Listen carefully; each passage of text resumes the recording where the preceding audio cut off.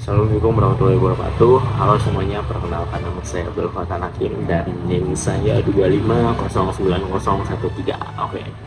Di sini saya mau menjelaskan atau menceritakan kembali terkait materi yang sudah disampaikan kemarin pada pembelajaran sejarah peradaban timur, yang dimana saya mengambil materi itu runtuhnya Konstantinopel. Oke. Di mana Konstantinopel ini tuh merupakan ibu kota Kekaisaran Bizantium atau Bizantium di Romawi Timur sana, jauh kan Romawi Timur sana, yang diduga tuh udah berdiri selama 1000 tahun, ataupun saya baca-baca tuh lebih tepatnya 1100 tahun gitu, yang didirikan oleh Kaisar Konstantinus Agung pada 330 Masehi. Udah lama banget tuh. Dan kota ini tuh menjadi menjadi benteng Kristen terakhir di timur dan pusat perdagangan vital yang menghubungkan Asia dan Eropa. Nah, teman-teman, jadi Konstantinopel itu posisinya tuh letak geografisnya tuh strategis gitu, dimana dia tuh diapit sama Selat Bosporus dan juga dilindungi sama sistem pertahanan legendaris. Nah, ini tuh menjadi target impian bagi para banyak penakluk gitu, terutama dari Islam dan juga Turki Utsmani. Kota ini tuh terkenal dengan sistem pertahanan, terutama tembok Theodosia, yang dimana tembok ini tuh berlapis-lapis dan kokoh. Tembok Theodosian ini tuh berhasil memukul mundur puluhan serangan dan juga pengepungan sepanjang sejarah, seperti bangsa Avar, Bulgaria, Rusia, dan upaya awal dari dinasti Islam seperti Umayyah dan Abbasiyah. Dengan keberhasilannya bertahan dari gempuran selama berabad-abad, ini tuh menanamkan perspektif bahwa Konstantinopel itu merupakan kota yang tidak bisa ditembus, tidak bisa dimasukin, tidak bisa diserang dan segala macam, kokoh.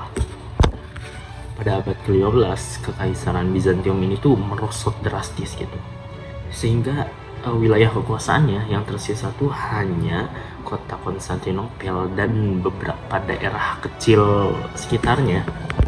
Sebaliknya, di seberang, Kesultanan Turki Utsmani itu bangkit menjadi kekuatan adidaya di bawah pimpinan para sultan yang ambisius, yang dimana mereka tuh melihat bahwa penaklukan Konstantinopel itu menjadi langkah penting buat menguasai seluruh Anatolia dan Balkan. Puncak ambisi dari ini tuh datang pada masa pemerintahan Sultan Mehmed II, atau mungkin teman-teman lebih kenalnya dengan Sultan Muhammad Al-Fatih, sang penakluk. Sultan muda yang berusia 21 tahun ini tuh memiliki tekad yang kuat, memiliki tekad yang bulat buat merebut atau buat mengambil kekuasaan dari Konstantinopel. Nah, Sultan Mehmed II itu Muhammad Al-Fatih, kita sebut saja Muhammad Al-Fatih, itu mulai mempersiapkan diri dengan matang gitu, jauh melampaui upaya penyerangan sebelumnya yang pernah dilakukan oleh para pendahulunya. Persiapan terpenting dari Sultan Mehmed II ini atau Al-Fatih tadi itu adalah pembangunan benteng Rumeli Hisari di sisi Eropa Selat Bosporus, di mana berhadapan langsung dengan benteng Anadolu Hisari yang sudah ada. Pembangunan itu secara efektif memberikan kontrol penuh kepada Utsmani atas Selat Bosporus, yang memungkinkan mereka tuh bisa memblokade jalur pasokan dari Laut Hitam dan juga memutus bantuan militer ataupun pasokan dari sekutu Eropa. Dan selain itu, Sultan Mehmed II ini atau Al-Fatih ini mengerahkan kekuatan teknologi militer terbesar pada masanya, yang dimana Sultan Mehmed II ini tuh menyewa seorang insinyur dari Hungaria yang bernama Urban untuk membuat meriam Orban ataupun Basilika, meriam raksasa yang belum pernah ada sebelumnya. Meriam ini tuh mampu menembakkan peluru batu seberat ratusan kilogram yang menjadi kunci utama untuk menghancurkan tembok Theodosian yang tadi itu yang terkenal kuat. Pengepungan dimulai pada 6 April 1453, sekitar 60.000 sampai 80.000 tentara Utsmani.